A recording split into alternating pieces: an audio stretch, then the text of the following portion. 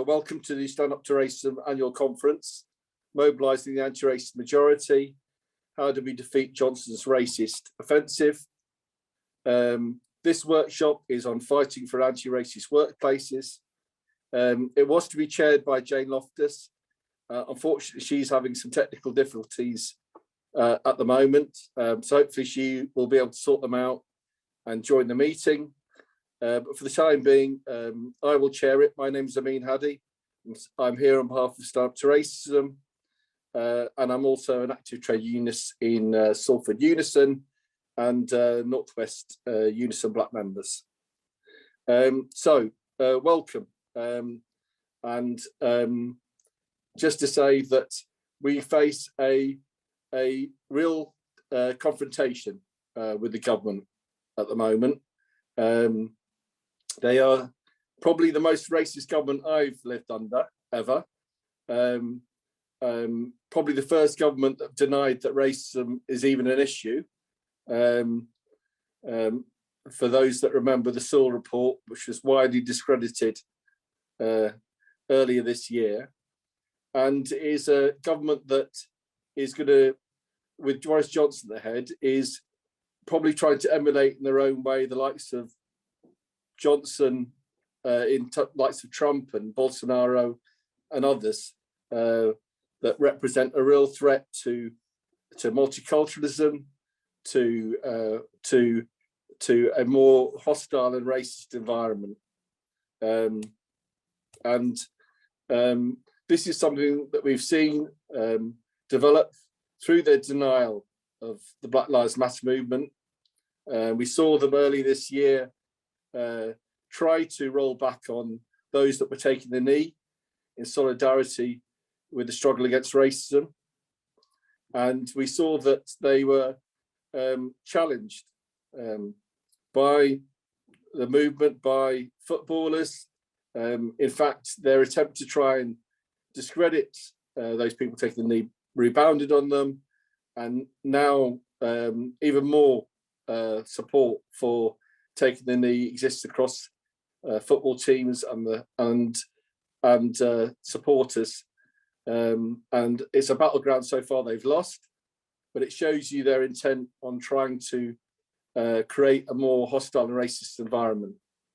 If you look at what legislation they're trying to get through Parliament at the moment, the Police Sentencing Crime and Disorder Bill, to give more powers to the police after Sarah Everard, more powers to the police to clamp down on those that protest regarding the environment, those that have campaigned over Black Lives Matters, specifically increasing sentences for those that tear down statues. I think, we stand with the people in Bristol that did that, because actually a lot of people learnt more about the connections between slavery and capitalism in this country from that one act than they did through years of education within schools. So these are symbolic acts, but they are important in the struggle against racism. And we face a government that's trying to roll back on that, and therefore we're opposing that legislation. But they also are trying to increase the divide and rule. They specifically targeted Gypsy Roma travellers in that legislation, and they're now targeting refugees and people seeking asylum in their Nationality and Borders Bill. It will make it effectively illegal to enter this country and claim asylum. This is the route that over 99% of asylum seekers, people seeking asylum, end up in this country and then reporting that they wish to claim.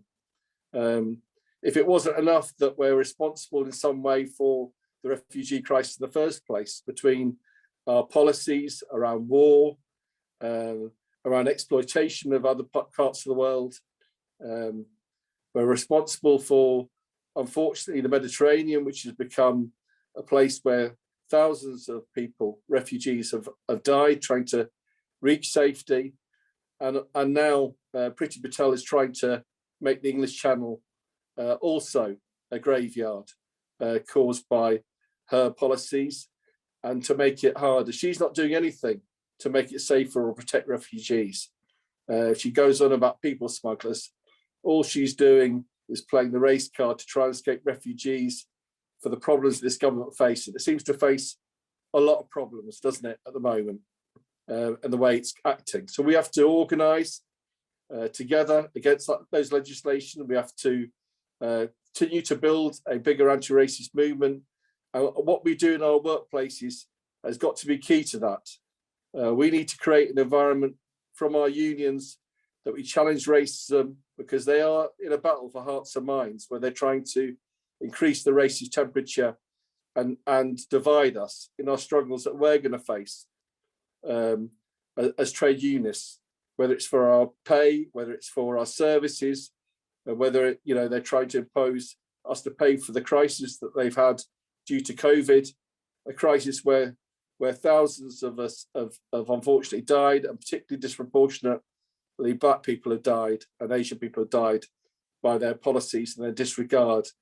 They've shown a complete disregard and put profit before people, and we have to be able to organise ourselves as an anti-racist movement to be bigger, to be broader, to face the challenges that are going to come, to fight these pieces of legislation, to support people that are attacked racism, to defend our members who are working within services that suffer racism day to day within their workplace. This is a trade union issue for all of us, and we need to make sure that Stand Up to Racism will be there with every trade unionist that wants to fight and organise to fight for a world free of racism and discrimination. So I'm going to leave my comments there. I know there's some really good speakers coming up. I don't know whether Jane's been able to rejoin us yet. Yes, I have, Ameen. Brilliant. Hopefully for a bit longer than a few seconds. And thanks for letting me speak to introduce the session. Okay, thanks, Ameen. Thanks for taking over. I've been having some tech difficulties. I seem to be only lasting a few minutes. I'm Jane Loftus, and the president of the CWU and chair of the postal constituency. So I'll be chairing today. As I say, we've got a fantastic panel. If you want to speak, can you use your hand to put up your virtual hand? My intention is to take a couple more of the panel and then move on to contributions from yourself, back to the panel speakers, and then to the floor, and we'll try and get as many contributions in as we can. I have got Victoria Shirumi, UCU Black Members Committee, NEC. Is Victoria with us? I can't see her on my screen. So I'm going to go to Amit Malde. He's the FBU Black Members National Secretary. So more welcome to Amit. The panel speakers have 5 minutes, and it's 3 minutes for contributions. So if you want to contribute, get your hands up now. Okay, over to you, Amit. Thank you. Good afternoon, everyone. My name's Amit Malde. I am the National Secretary of the Fire Brigades Union Black and Ethnic Minority Members section. So as part of this brief, I considered that in order to fight racism, we must consider the origins of hate. So I looked into that, and as part of that, I realized that the right have a new and very effective weapon against the fight for equality: the word woke. They've launched an aggressive assault against any action that seeks to redress a balance in favour of fair and equitable treatment for all, using woke as a general and easy dismissal. And they've achieved their aim of warping perception and shutting down progressive measures by attaching this word to anything that shifts power away from the wealthy elite who control the conversations through media ownership and propaganda channels. By dividing people on these issues, they can focus their attention away from issues relating to money and power, which is their ultimate aim. So this means issues where the wealthy benefit at the expense of the workers and the poor, such as in-work poverty, food banks, job security, and zero-hour contracts, can all be deprioritized by concentrating on the phony culture wars, of which race is central, being a very distinguishing characteristic and one that is easy to attack. Another major issue that's developed in recent years is social media allows views to be amplified way beyond their normal and original reach. What were once hushed whispers in darkened corners of pubs are now sent nationally to everyone's device at the click of a button, made worse by algorithms that produce echo chambers and don't present challenging views on their timelines. And the other problem we have is the right-wing propaganda has taught people to reject fact. Racists no longer see a class struggle, but a race struggle. A poor worker failing to make ends meet is sold the myth that immigrants are depressing his wages and working conditions and sucking up his tax contributions, when it is the business practices and political will that truly facilitate this. They reject data that demonstrates immigrants are net contributors to the Treasury, often propping up industries that struggle to recruit and retain native staff. This summer, it was found that only 20% of people supported booing the knee, 30% were unsure, and 50% actively supported taking it. But the way it was reported, it felt like it was much larger. Now, I don't even believe that those 20% are all truly racist either. I think the real number is smaller, but the manner in which the debate was presented and the associated media frenzy with the deliberate taints of Marxism really warped that figure. So I feel that the number of racists roughly equals the number of ethnic people in this country at about 12 to 13%, but we can't do it alone. So we have to stand together with anti-racists in solidarity. And in doing so, we are much larger in number and much stronger than them. So our struggle was also one that's closely related with other equalities. So the women and LGBT plus. We must also be strong allies and stand up with them against all forms of discrimination. And whilst we need allies, the onus is absolutely on us to reach out and involve them, to empower them and to let them stand side by side with us. It's really powerful when someone from outside a group supports the cause, but they can't lead on it and they're unable to fight independently. Whilst they're integral to a fight, we must identify these allies and work with them to show that we're greater in number, greater in resolve, and we won't be broken. We must create an environment where they can participate in the struggle. We must welcome them into our groups and allow them to contribute ideas and bolster our numbers. When the workers unite in number, we can demand from management a shift in culture that celebrates diversity and rejects prejudice, and works to create this anti-racist workplace. Thank you. Thank you, Amis. Excellent contribution.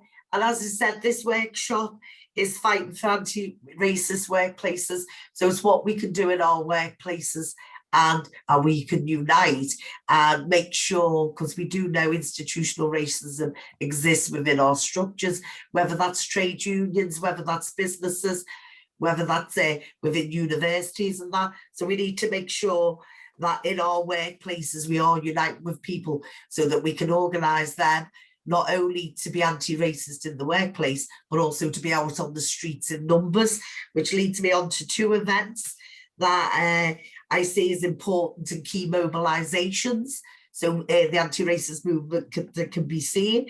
And one will be at the COP Summit between the 5th and the 7th of November.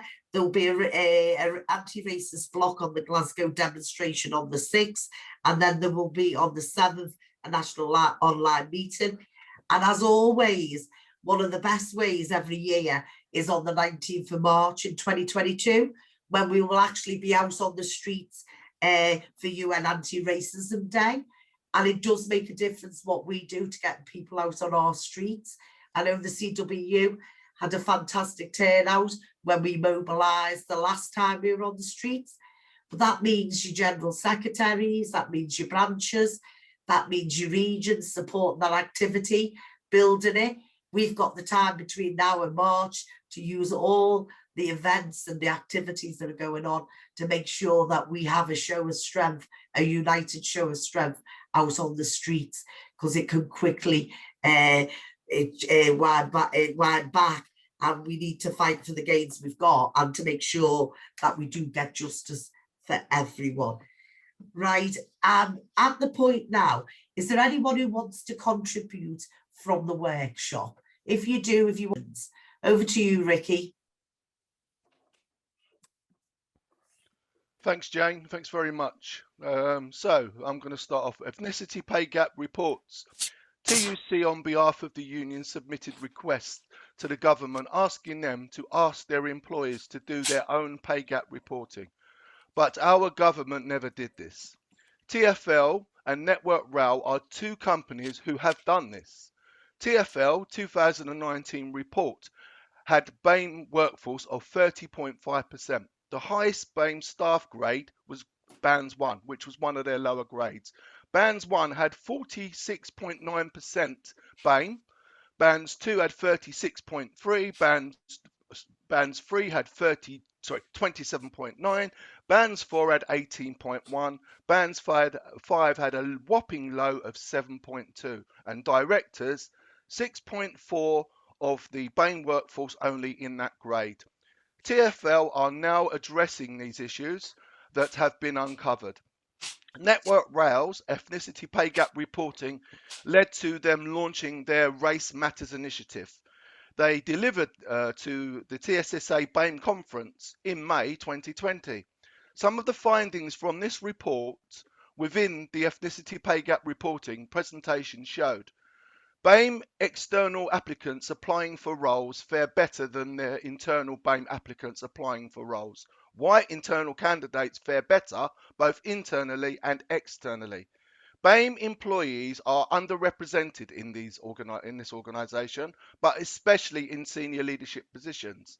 BAME employees are proportionally less likely to be given a secondment than their white colleagues.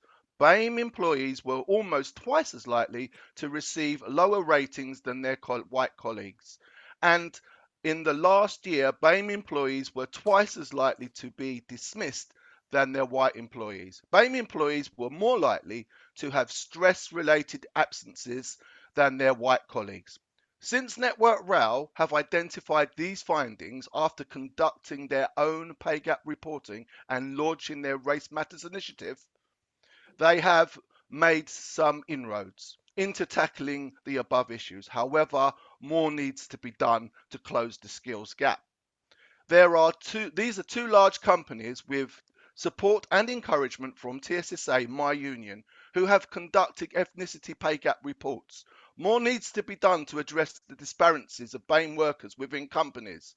We cannot rely on the Conservative government to enforce these changes, as they should, especially when they are at the forefront of being racist. Theresa May and her hostile environment policy led to hundreds of black people being deported illegally. Boris Johnson and his comments about Asian women looking like pillar boxes.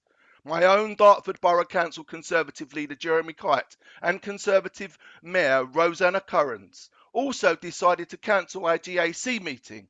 The reasons: insubstantial agenda, when the Labour group had presented items such as universal credit uplift cuts, fuel shortages, equality report updates, items that would hit the poorest residents of our Dartford the hardest. And with our ever-growing diverse BAME community, they too will be some of the hardest hit.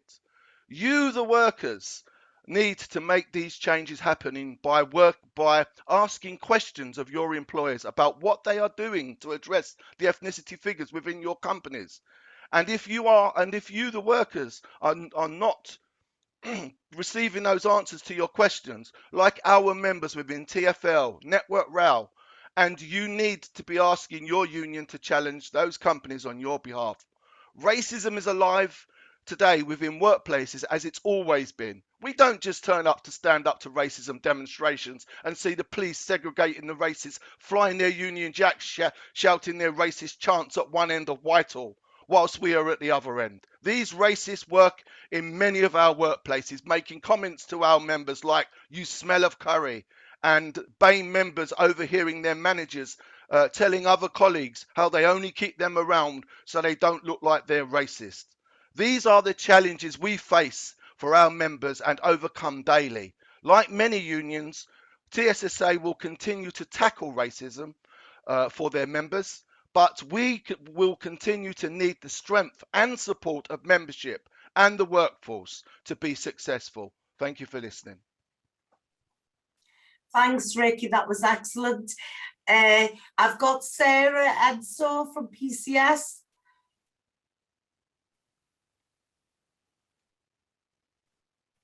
If Sarah could be Race Committee, and then it'll be followed by Mohammed Shafi, who's the PCS Black Members Committee Chair. So we'll start with you, Taranjit, and then any more hands up, I'll bring people in then as well. Okay, over to you. Greetings. Thank you, Jane, and thank you to Stand Up to Racism for hosting this amazing International Racism Conference and this workshop fighting for anti-racism workspaces. My name is Taranjit and I'm a GMB lay member and also National Race Lead as a lay member. So as Black and Brown people, Black and Brown folk, Black and Brown trade unionists and communities, we have always been fighting for workplaces to not be racist. And how exhausting it is for us to get up each day, to go into work, to know that we are going to be facing some form of microaggression in the workplace. So Black workers have fought for better conditions, for better pay for all workers, and we've seen that across our history. But as Black and Brown trade unionists, you know, we've also fought not only for better pay and conditions, but also for practices of racism to be eradicated. You know, we've had the ethnicity pay gap, one of my colleagues spoke about, you know, Black workers are paid less, and conditions as well for all workers. But at the same time, we're still finding the Black and Brown workers are still facing dire conditions in the workplace. Jane Bin designed the Grumman dispute. You know, one of the things that they fought about was conditions in the workplace. And also we've got to remember there's a marked difference. Black Lives Matter solidarity statements. We saw a surge in workplaces scrambling to show through their policies, their procedures, that they're not anti-racist. But that's not enough. Racism has chipped away at Black and Brown people's lives every single day for generations. And we've got to remember that fighting racism is not from Black Lives Matter uprising only. We've been doing this way before that. Institutionalized racism, misogyny, ableism, these disproportionately impact and are killing Black and Brown people and lives. We saw the images at the start of the pandemic. All those faces were Black and Brown people who had died as a result of health inequalities and as a result of conditions in the workplace, not having PPE. We've always said this. So to have anti-racism workplaces, if you make a public statement, you need to back that up with action, and we need to hold those organisations to account. And silence. Now, silence is a feeling of violence for Black and Brown communities. If we don't hear anyone saying anything about racism and not acknowledging the harm that it causes us, then that in its fact is an act of violence. Look at your workplaces, map out your workplaces, you know, your entire staff, look at all the levels, look at wages and conditions. Maybe draw up an anti-racism strategy, have an anti-racism charter in the workplace, and also look at it from an intersectional approach. So understand Liverpool, Bristol, Glasgow, Cardiff, to name but few. Today, racism is worth billions of pounds, hence the government will continue to support racism as business as usual without any moral compasses apart from the return on investment. Conference, let us understand, according to the British Museum records, in 1562, the British government commissioned and encouraged John Hawkins and Francis Drake to engage in the slave trade business. Thus, the beginning of the transatlantic slave trade and exported to the Americas, as well as the rest of the British Empire and colonies, thereby initiating a cognitive racial hierarchy as a foundation tool and justification to control and maintain power over enslaved Black people as a commodity of capital. The return on investment was so profitable that even men of God partake in the slave trade business, inevitably gave back to the ideology of the free market and the ability to buy and sell people as goods at profit. Racism is the byproduct of slavery and colonial prosperity. Let's face it, and let's be realistic and be clear about that. Tackling a more than £1 billion profitable business will be a massive challenge for us all, but I think we can do it. Hence, we in Unison will continue to work with Stand Up to Racism and other partner agencies in our collective endeavor fighting for anti-racist workplace across UK. We also call on other trade unions, including the TSSA General Council, to challenge the government's attempt to use the Commission on Race and Ethnic Disparity report to dilute and repress efforts to tackle the structural, systemic, and institutional racism that continue to be our lived experience of many Black and migrant workers. I move. Thank you. Thank you, Kebba. That was absolutely excellent. Right, there's some themes that are going through the chat box. Obviously, there's an issue around BAME and people saying, should we rename BAME? So that would be interesting if people wanted to debate that. Also, the climate change and how racist that is in terms of who would survive the changes in climate. The other thing is about workplaces and the unions within workplaces and some of the faults that we've got there that maybe we can put right within our own local branches. We don't need the national leadership to tell you to be anti-racist.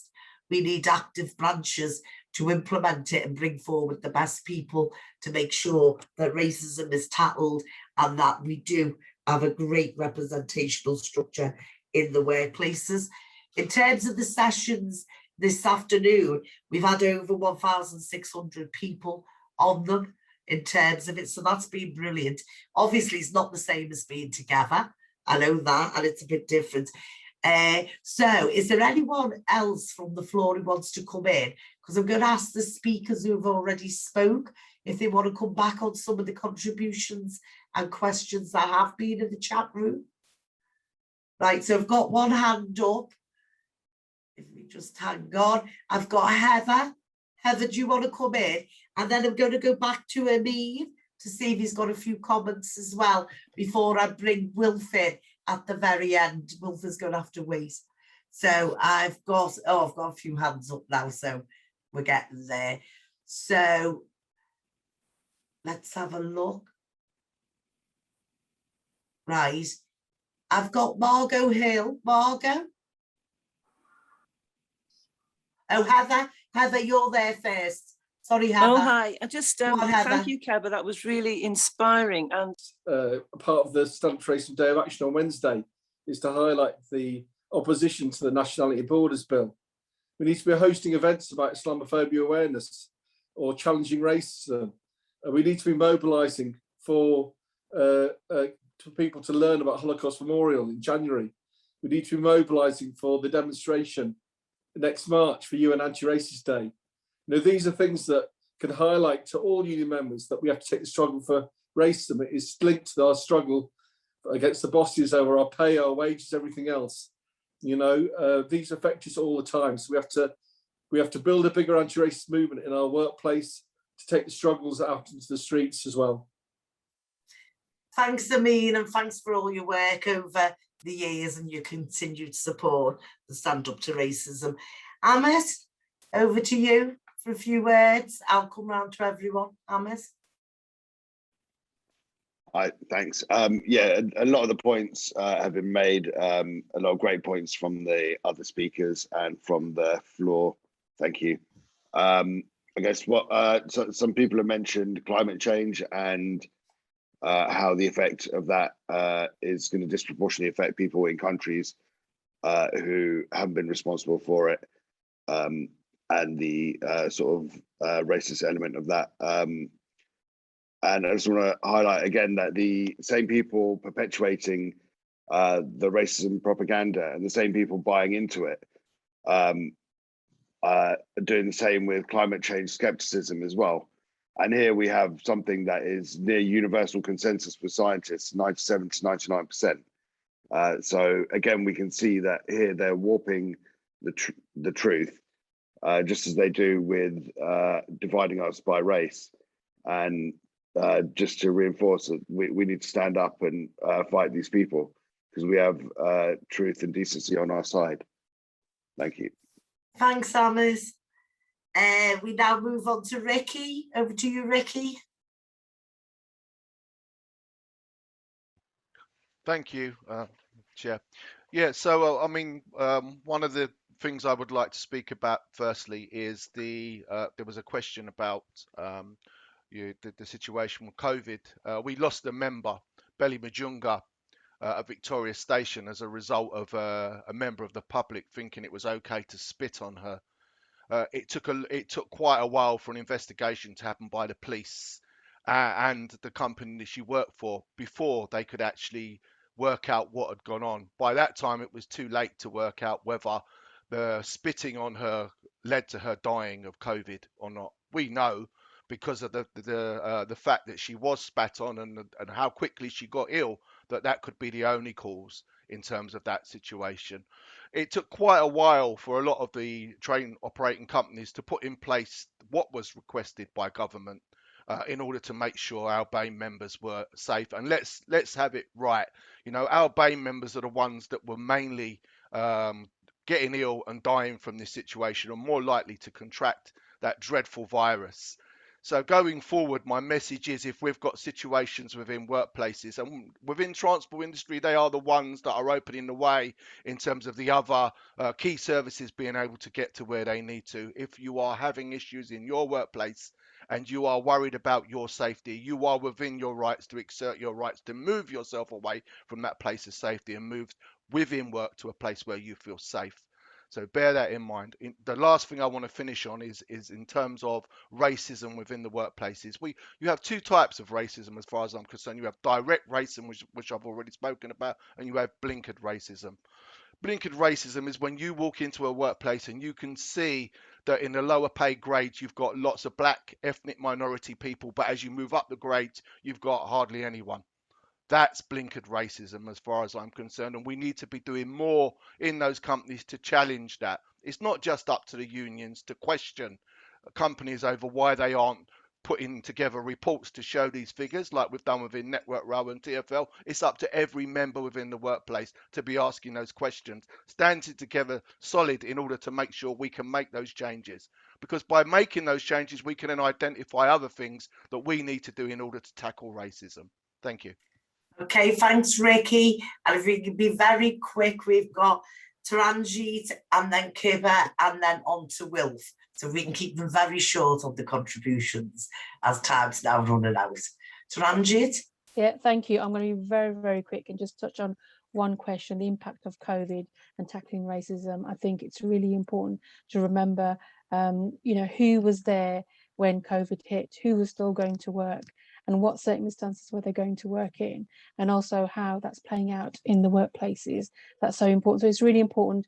We've got long COVID, the impact of long COVID is so important. So there's the risk assessments need to be tailored to individual workers who go to work. So if you are representing members, black and brown members, ensure that they have individual risk assessments before they go to work, because a lot of workplaces are now opening up saying, no, we want people to come into work, when in fact you can have hybrid situations in lots of workplaces. So yeah, I would just say, just echo what Ricky has said and everyone else has said, and fantastic contributions in the chat as well. I'm so sorry we're not able to sort of address all of them, but yeah, thank you. Right, and thanks very much, and thanks for the continued support and leadership that you are showing. Right, Kebba, and then over to Wilf. I've just got a few announcements after Kebba, but not many. Over to yourself, Kebba. Thank you, Chair. I just want to echo the words Taranjit and Ricky have already alluded to in terms of the COVID-19. Having worked in the NHS at the front line, many of my colleagues passed away who are migrant workers whose visa conditions make it so difficult for them, because this is what I call handcuff, because Theresa May makes so that even though she's not in power, but she handcuffed these people to their employers, which means that if they lose their employment for whatever reason that might be, they could be deported back to the country of their origins. That is the terms and condition of the employment that the visa is subject to. So it's crazy to think that people are being brought to this country to say, you have to work at this, I don't know, nursing home, in some of my members' experience. And if they don't go to work, then the employer can say they breach their employment.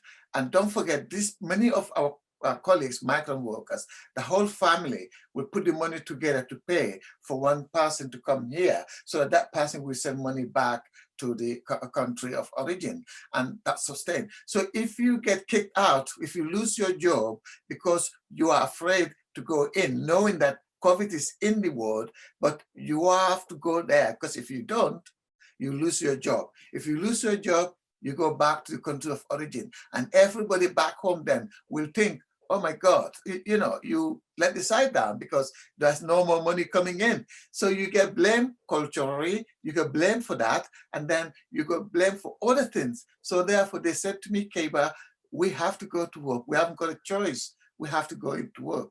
So that is very important point to make here and now. The last thing I will finish with is the ethnicity pay gap.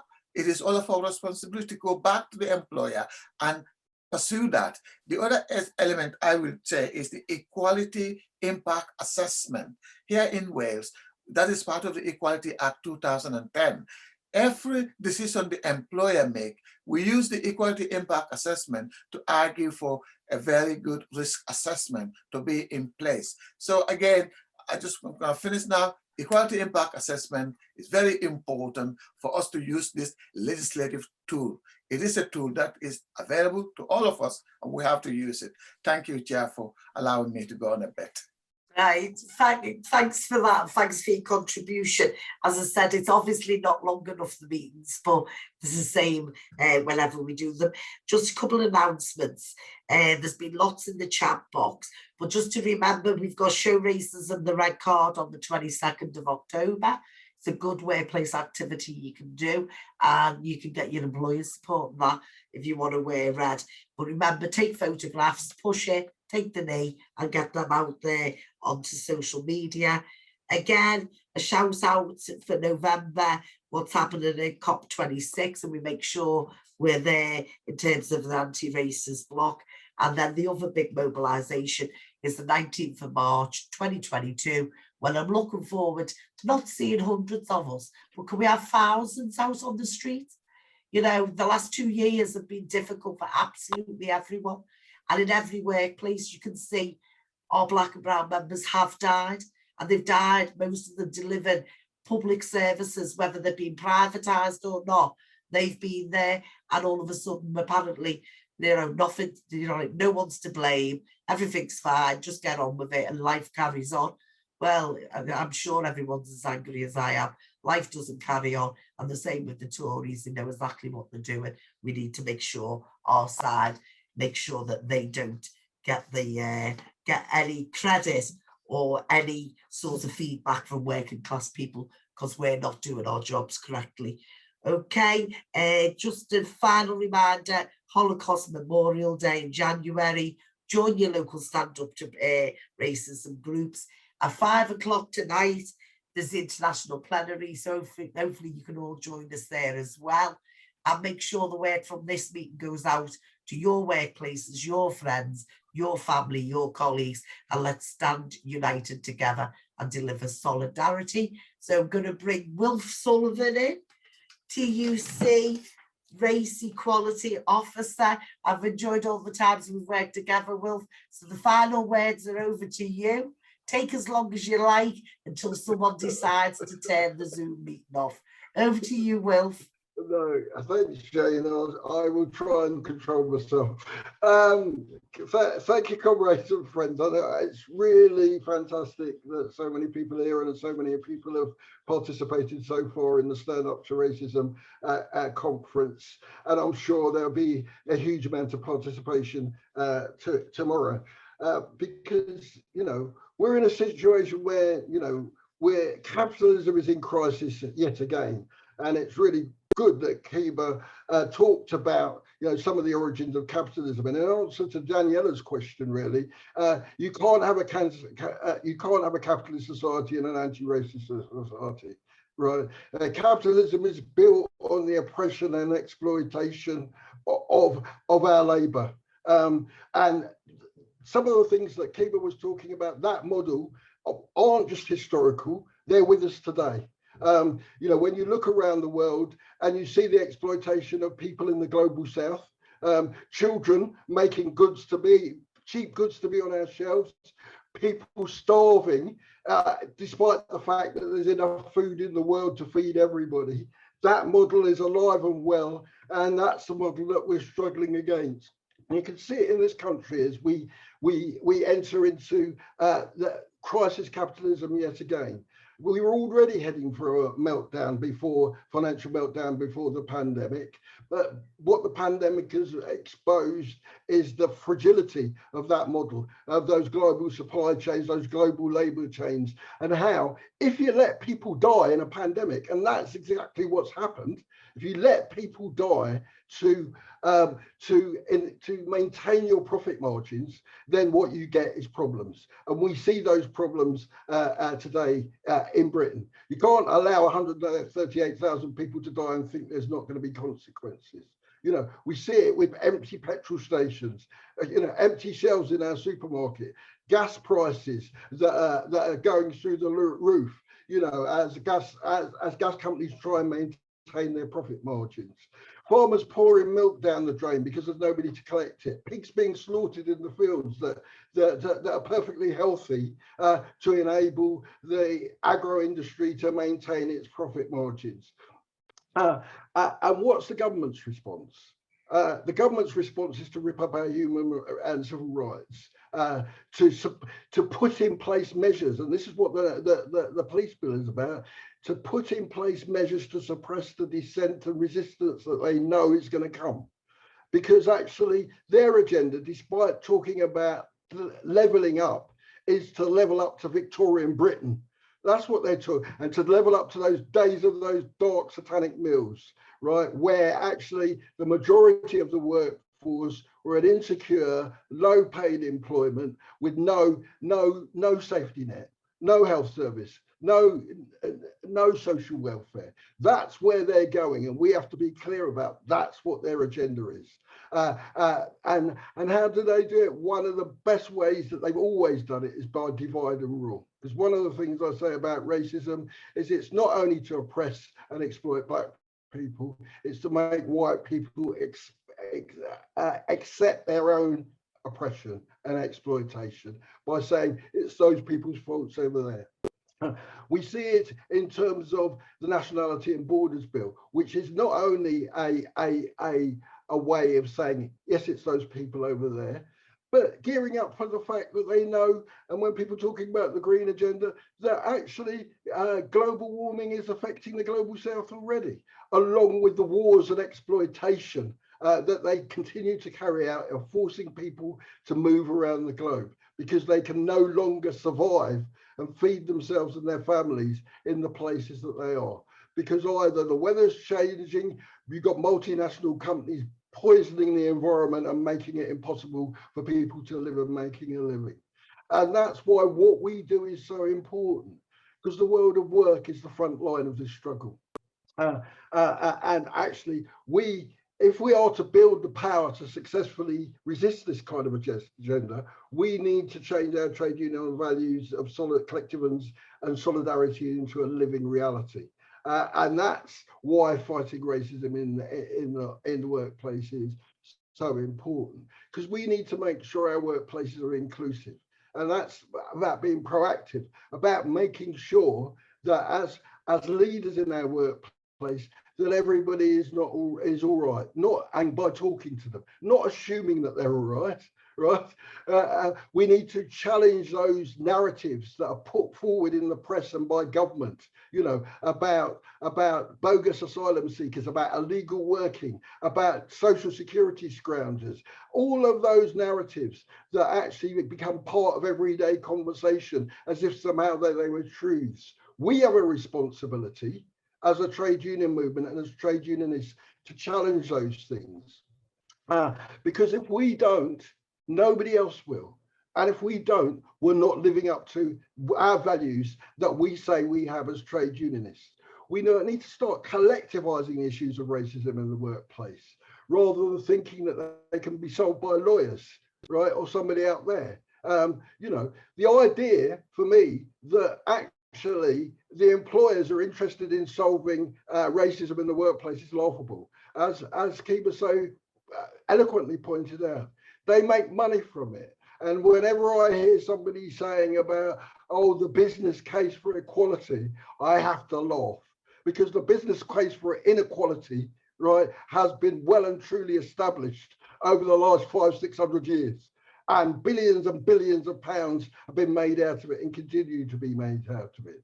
So, you know, we have a challenge. We need to build inclusive trade union workplaces. We need to make sure that those workplaces where we're organised are our workplaces. They're not the employer's workplaces. And we need to set the culture for those workplaces and not allow employers to do it. We need to make the trade union movement truly reflective of the people that it's there to serve. And that's a big challenge, I think, we have in the trade union movement, to ensure that actually the people that are involved at all levels of the movement are reflective of the people that are in membership. But also that we need to ensure that actually those unions fight for the most vulnerable of us. You know, we need to really level up. And because actually, if we can't protect the people at the bottom who most need us, then actually we're not doing our job. So, you know, we need to make sure that the movement is truly reflective of the interests of the working class in this country, all the working class in this country, our long-established multicultural working class, which didn't become multicultural at the point of the arrival of the Windrush, but long before. And actually, if people know about the history of the trade union movement, going back to Chartism, you know, it's a movement for democracy and human rights. It isn't just about wages and conditions. And Black people were involved right from the beginning, and other groups in that struggle for democracy and human rights. I want to just end up by using it with a quote really from Jabin Desai, who when our manager described her and her colleagues as chattering monkeys, said, "You're running a factory here. You're not running a factory here, it's a zoo. In a zoo, there are many types of animals. Some are monkeys that dance on your fingertips, and others are lions who can bite your head off." And she said, "We are the lions. Well, comrades, we are the lions. And our challenge is to prove that we're the lions, to go out there and organise and collectivise and build the solidarity and power that we need actually to push our agenda, which is one of equality and freedom and pride and dignity for everybody. Because we cannot allow these people to get away and do what they're doing. So go back to your workplaces, challenge your unions, because actually it isn't just about fighting racism, it's about stopping racism from happening in the first place. And if people aren't doing what they need to be doing, then we need to put them under pressure to do it. You know, and actually you need to get your unions saying to the TUC as well, and doing things themselves around anti-racism. The anti-racism task force is a moment where actually all unions, not just the TUC, need to reflect on what it is they're doing to make sure that that Black members are properly represented and properly supported, and actually have job security and decent standard of living in this country. Finally, I want to say, just echo what Jane said, we need to demonstrate that we are more than them. And the 19th of March is the opportunity to do that. So whether we have a march or whether we have to do things locally, you need to get your friends, your colleagues, your families involved to make sure that on the 19th of March, up and down this country, everybody knows that workers are against racism and are standing up against racism. Thank you very much. Thanks, Wilf.